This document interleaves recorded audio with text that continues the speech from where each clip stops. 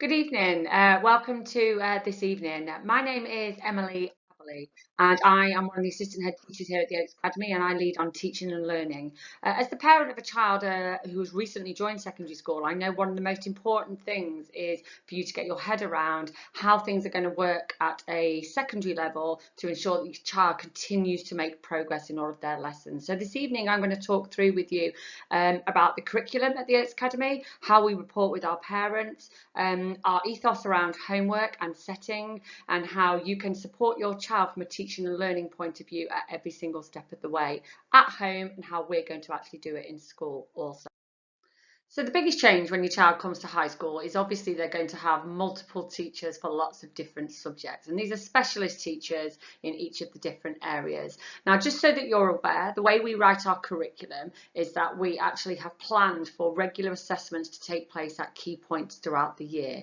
Now, some of that assessment will take place formally and your child will be aware that they will be assessed, but at key points throughout the year, we are also informally assessing your children on a regular basis. Now, we continually collect that data week by week, lesson by lesson.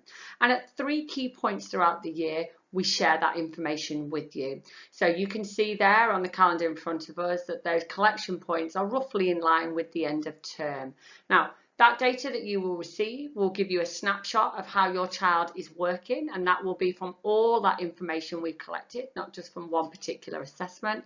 And we actually use that data that we continually collect to make sure that your child is making that sustained progress, and if they're not, intervene and put in place a method of support to ensure that they continue to make the progress that we expect them to.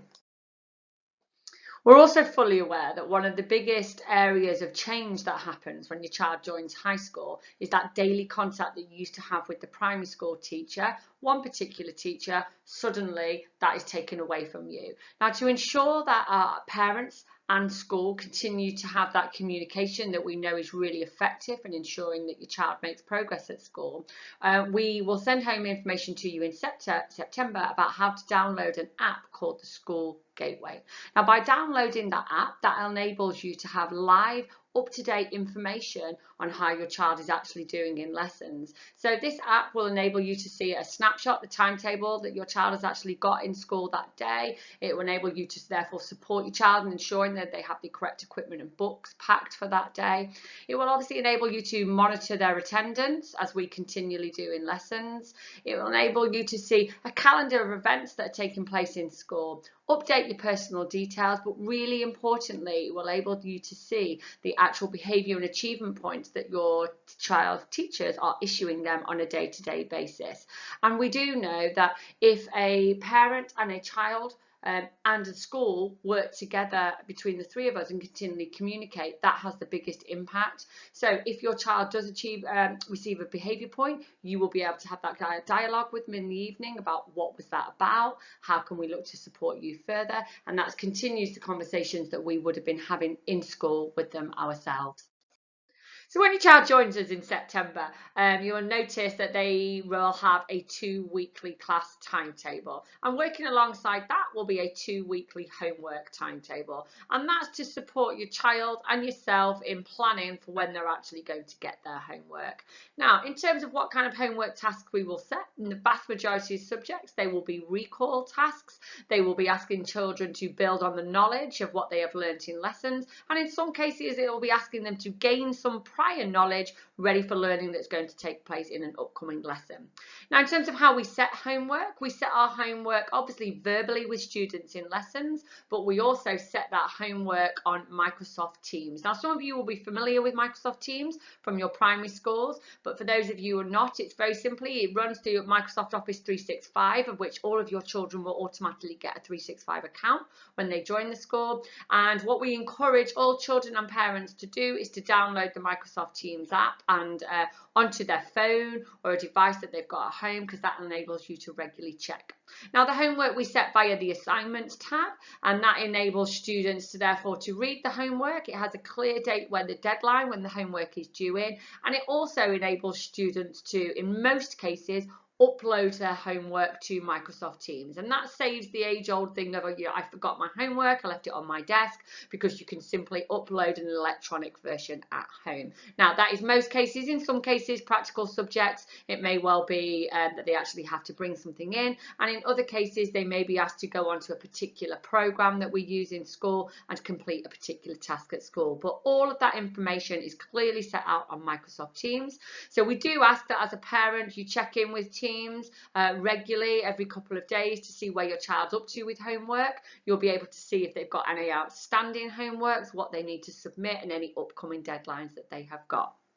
Now, setting, just so that you're aware, obviously we receive information through from primary schools about prior attainment levels, but that is not the final end of our setting. We continually move and shift pupils as and when we become aware of incorrect setting as the year goes on. But just so that you are aware, in year 7, as children are banded into 2 particular bands, and that is based on their Key Stage 2 data that comes through based on their maths and English.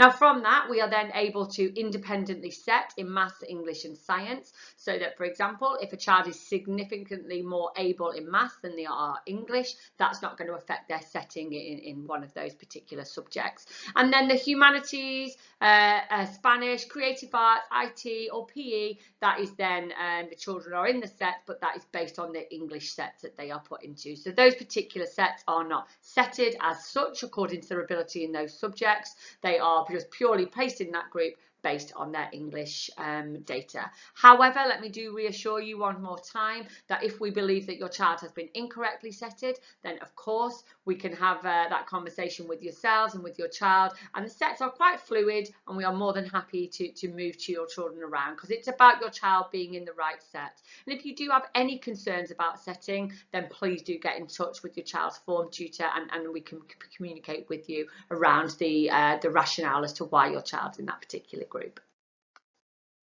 So I spoke previously about a 2-week timetable, and here you can just see a snapshot of how we allocate our subjects. So obviously all the individual subjects and the periods per fortnight that your child will actually receive. So you can see we offer a full range of subjects across Key Stage 3 to ensure that your child continues to maintain breadth in a variety of areas. And we do run a 3-year Key Stage 3 that means your children will be studying those particular subjects there that we can see all the way through from year 7 through to year 9 when they choose their options.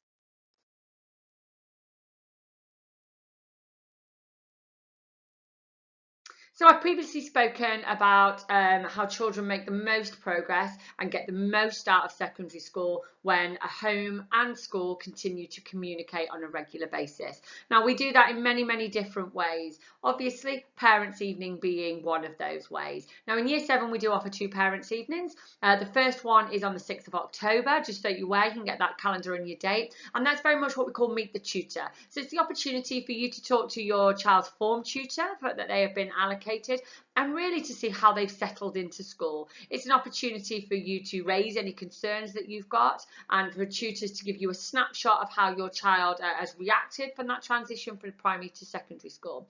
Now, later on in the year, on the 22nd of June, we do actually have individual subject staff parents' evenings. So on that parents' evening, you're able to make appointments with individual teachers and have that dialogue about the progress that your child's making in those individual sort of subjects. And really, that's your opportunity to discuss your child's interests, and we talk about how we can support you further. Now, obviously, homeschool communication does not stop there.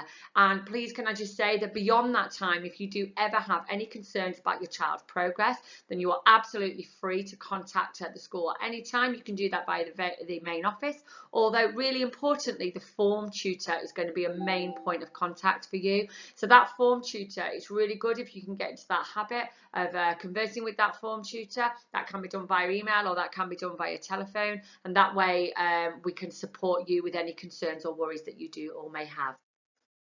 So I do want to take a few moments now just to talk about our expectations. It's our expectations in terms of how we expect your children to conduct themselves when they're in their lesson. Now, one thing that we ask that students get right from the word go in year 7 is to make sure that they arrive with all the equipment that they need ready to learn. So on the screen there, you can see the list of equipment. This is the equipment that we do expect all of our students to have on them every single day, and we call it a fully stocked pencil case. So it's not pens and things in blazer pockets. It's actually, I've got my pencil case and I've got everything I need to be able to support me with my learning today. So finally this evening, I want to talk about attitudes to learning and how we are supporting extreme high standards in all of our lessons to make sure that children continue to make progress. Now, just so that you're aware, in each of your lessons that your children attend, they will be given an attitude to learning score. And what we're looking for, and the list is on the screen there, it is quite obvious. We're looking for our pupils to arrive, to show us that they're willing to learn, to engage in the learning with maximum effort, to make sure they're taking time and care and thought in their work and fully attentive because they want to do better and they want to do well.